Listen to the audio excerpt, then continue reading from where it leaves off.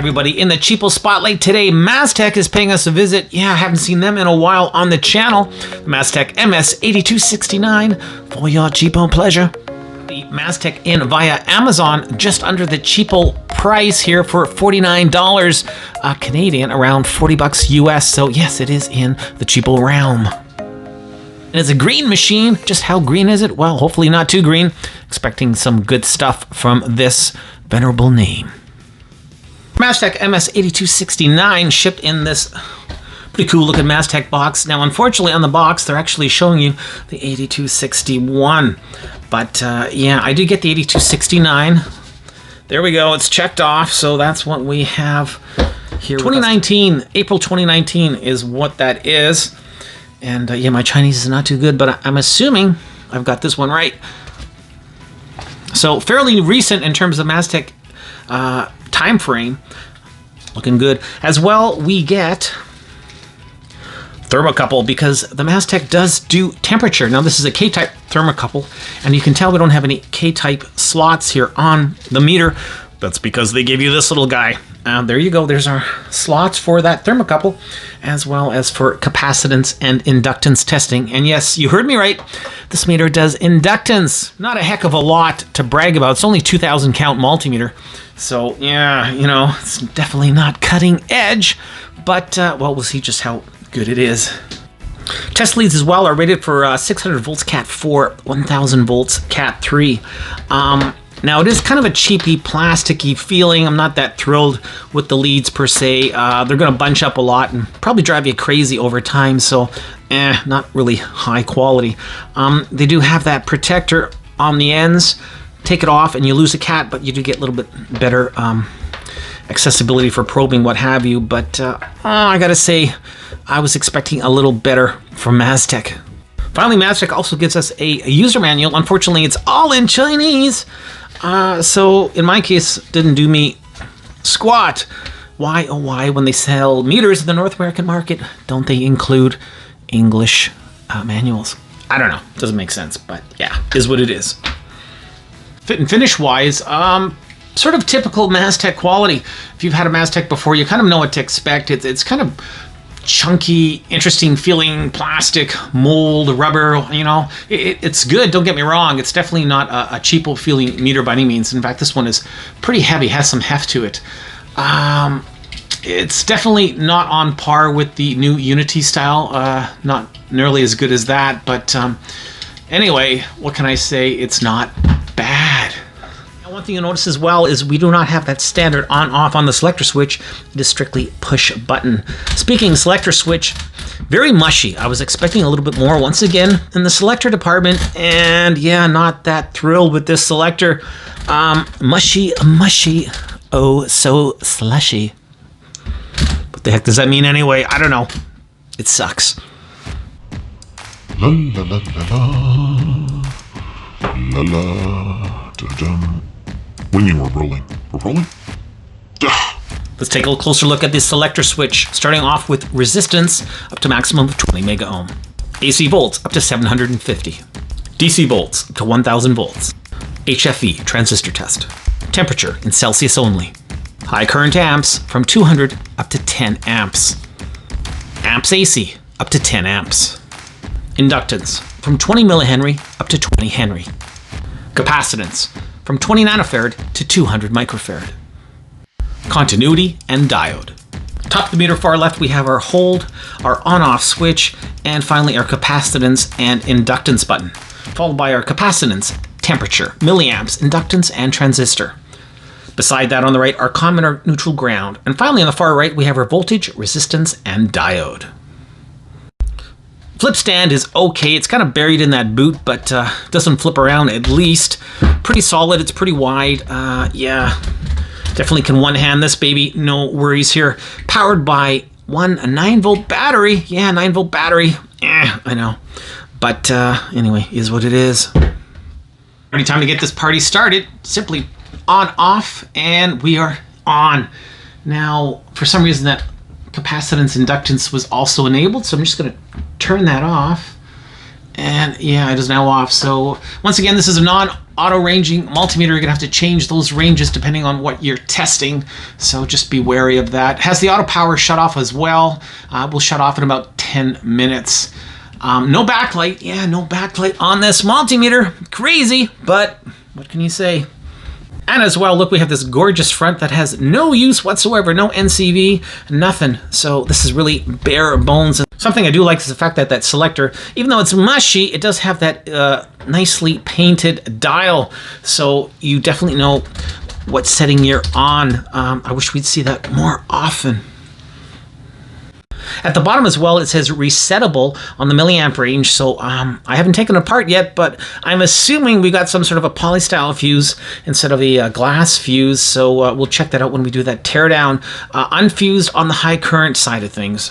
So if you will notice on the far left, we have that battery annunciator coming up. That's telling us that we have a low battery, but guess what? This is the third, that's right, the third battery I've replaced, and it's been a brand new battery each time. Yeah, and look what happens. Yeah, it just disappears. I didn't touch anything. So interesting. Not good. Not a good start, Mr. MASTECH. A little disappointed, but well, we'll see what we can do. Turn it on again. Oh boy, yeah, it's acting very, very not good. Not good at all. Starting things off, the DC accuracy test should be looking at 5.0000 volts, and instead we've got 5.01. So hey, not too bad. I'll take that. At this point, I'll take anything I can get. Gonna have a quick voltage showdown. We've got the star of the show, Mr. MASTECH 8269 on the far right. In the middle, the multimeter of the year for the channel, the Habotest HT118A. And finally, on the far left, we have the venerable MASTECH MS8269. Love that meter. Sitting at 2.00 volts right now. And look at that, spot on all across the board. And we'll look at the nice high resolution on the Habotest, giving us a little more bang for the buck. But here we go, up and away. Let's go up to 13.3 volts. 13.31 for the MASTECH 68, 13.30 spot on for Habotest, 13.35 for the 8269. Okay, let's go higher. Take it up to 20 volts, even Steven. 20.01. 02 actually for the MS8269. So look at that Habotest, spot on, 20 volts even, and we gotta pull up that range since it is a non-auto ranging, and 20.0. I'll give it to you, MASTECH. Here we go. Further, we're gonna max it out now. 32 volts, 32 even for the MS8269, 31.97 for the Habotest, and look at that, 32. I'm going to give it to you again, MS8269. So good stuff. Now, no other, only the Habotest has that bar graph, that nice looking bar graph. No bar graph on either of the MASTECHs. But hey, all in all, yeah, surprisingly, pretty accurate. Pretty green too. How do you feel, Habo? A little bit awkward? Definitely you can see how that 2000 counts of resolution, though, kinda sucks in comparison to the other meters. Yeah, 2000 counts. Oh well. Starting off with the green LED. Oh, lit with a forward voltage drop. The yellow, yes, same thing. The red. Oh yes, it's lit with a forward voltage drop. 3 for 3. Ooh. The blue. Blue is lit, but no forward drop. And the white, yes, it is lit. So 3 out of 5 in terms of forward voltage drop. 5 out of 5 in terms of illumination. Hey, I was not expecting that. Upward voltage in diode mode is a balmy 2.87 volts. Not bad. Alrighty, Aphrodite, it is time for continuity. My favorite time of the test. You know, I just love my continuity. These are the stock, kind of cheesy probes, MASTECH probes. By the way, they do have that MASTECH branded logo on them as well, but yeah, just not very good leads. Anyway, stock leads, continuity. Here we go. 3, 2, 1. It is scratchy. Kind of latchy, but totally scratchy. It's fast, though. Ooh, interesting. So, yeah, okay, let's try the Probe Masters. Like magic, there they are, Probe Masters. 3, 2, 1. Now, isn't that interesting? We went from latchy, scratchy to nice and latched. Wow, very nice, very nice. That's a huge difference. And it's fast. For some reason, you can see that battery annunciator coming on as well when we're doing this test. But I gotta say, in terms of the actual continuity itself, that is really, really good with the Probe Masters. What a difference. Wow, loving it.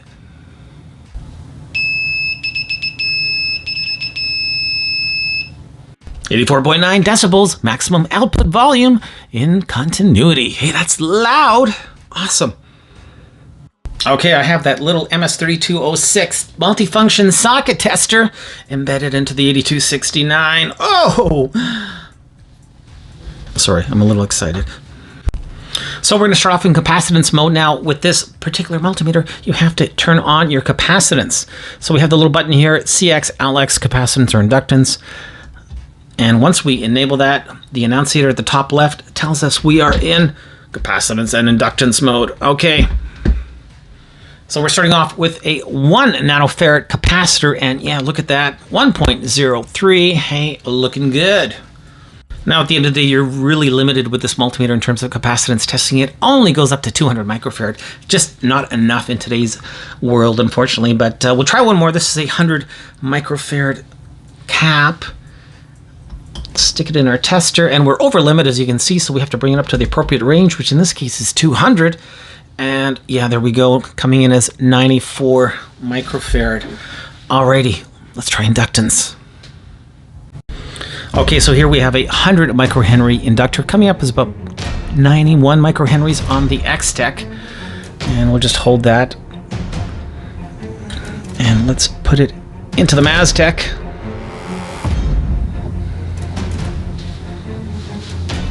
So, yeah, you know, really iffy, this whole inductance on the MASTECH. I gotta say, even with nothing in it right now, it's showing us 5.7 millihenry, which is really not acceptable per se. There's no way to zero this out. We can't do anything with it. So, yeah, what you see is what you get. But I gotta say, yeah, not liking that, not liking it at all. Take a look at one more. This is 1,000 microhenry. Coming up as 924 on the X-Tech, and I'll just hold that reading. And I've got some LCR leads now instead of using that adapter. See if that makes any difference. So 1,000 microhenry, and we should be seeing about 1 millihenry, and yeah, not even close. We're stuck with that 5 again. So this thing is really, yeah, just not doing it in the inductance department. A total turd. Ugh. Looking at resistance now, I've got a standard lab resistor here, 100 ohm, and well, no wonkiness here in the resistance department, at least. Yeah, that battery light keeps coming on. I'm not putting any more batteries in. I've gone through like 6 already. So yeah, but 100 ohm, yeah, pretty darn close, looking good. Finally, let's look at an 8.25 ohm precision resistor, 1%. And whoa, nothing. What is going on here? Let's turn it off, turn it back on. And why are we getting an over limit? Oh my God. Yeah, this meter has issues. All right, well, you know what?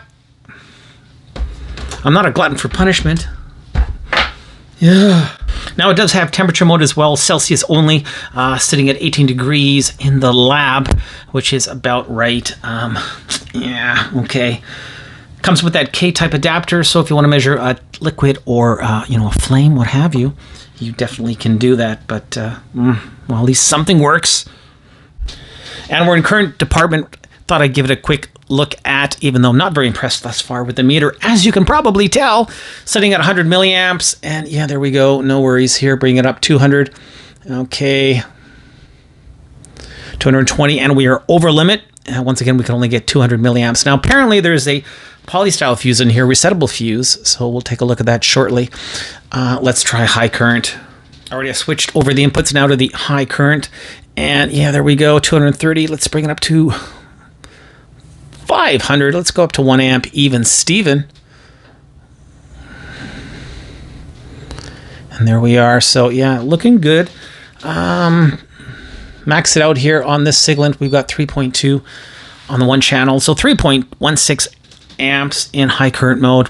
Yeah, seems to be working okay. This is not fused, remember, so There you go. Well, thus far, I don't know.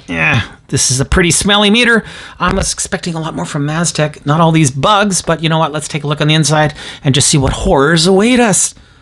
That was horrors. Horrors? Yeah. Once you take off the green boot, we are introduced to our 9-volt battery. And look at that, we have nice brass threaded inserts. So that is what is powering this little beast. Okay, we got 1, 2, 3, 4 more batteries to go. QC passed from MASTECH. Yeah, that's means a lot, doesn't it? Okay, here we are on the inside of the MASTECH. Not much else to report here with the other part of the shell, just your standard ABS plastic. The molding is okay, but nothing to write home about. Now let's take a look at the main machine. So first impressions are, wow, it's a busy board. Busy, busy, busy. A lot of trim parts. Lots going on here. So let's start from the bottom and work our way up. That's what my grandma used to say. So there you have it. There's that big R's polyfuse on the milliamp range, 200 milliamp rating, I'm assuming. And yeah, it is just stuck in there at a funny angle, but it's right on top of a couple of diodes and really pressed right up against the high current shunt. Not sure how they envision this, but kind of messy in the overall engineering scheme of things, but well, it is what it is. Input jacks themselves, they are the split variety. They seem to be in there okay.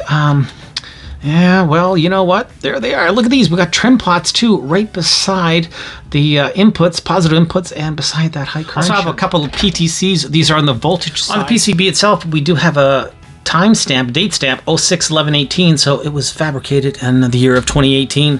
So really, in the scheme of things, as far as multimeters go, fairly recent board. 9-volt battery terminals here. Soldering is not too bad, really, surprisingly. It's not a bad looking solder job, all things considered. Here we've got our spring, grounding spring, and our main IC is cobbed. A couple of high voltage capacitors, lots of trim pots, again, more on the voltage side and on the resistance side.